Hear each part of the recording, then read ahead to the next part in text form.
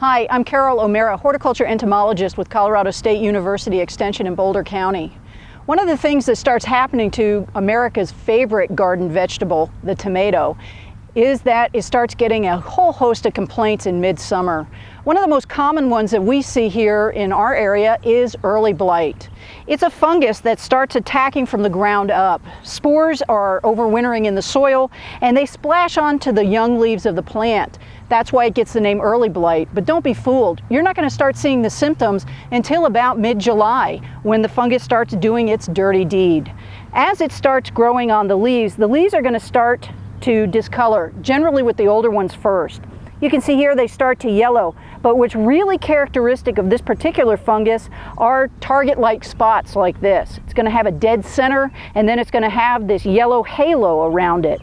In some cases, it's going to start killing the leaf back so that it'll have these yellow masses in there with these dead patches, and the leaf itself is eventually going to succumb to the whole disease.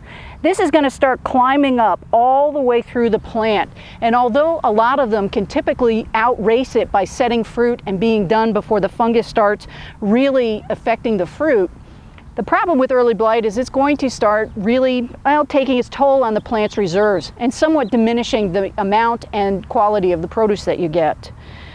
A couple of things that you can do to try and avoid this is to go ahead and mulch the plant in early June. But by that time, in many cases where gardens have this problem perennially, in other words, it comes back year to year, what you can do when the plants start getting to be about 2 to 3 feet tall is you can start picking these leaves off by hand and just removing them right off of the plant. You don't want to compost these have the fungus on them, unless your compost gets up to at least 145 degrees for a minimum of 3 days in your backyard. A lot of home compost piles really don't get hot enough to kill this disease. So pick the leaves off to try and outrace the inoculation of one leaf to another with the spreading spores.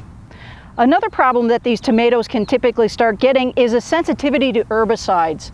Some herbicides that are sprayed in the area, when people are out there doing it and it's really hot, they can turn into a volatile gas, and they just travel along and then maybe settle on some of these food plants. Tomatoes are really sensitive to this, and you can get this kind of a stunted growth. You can get these upwardly curling leaves. You can get these twisting of the petioles of the leaf. And this is a reaction to some of the herbicides. And unfortunately, in midsummer, we start seeing it, but you don't know who sprayed it because it could be coming in from at least a half a mile away. So if your plant starts showing this, try to pick those parts off. And if it's not too much of the plant, then you're still going to get a good crop out of it. I'm Carol O'Mara. Happy gardening.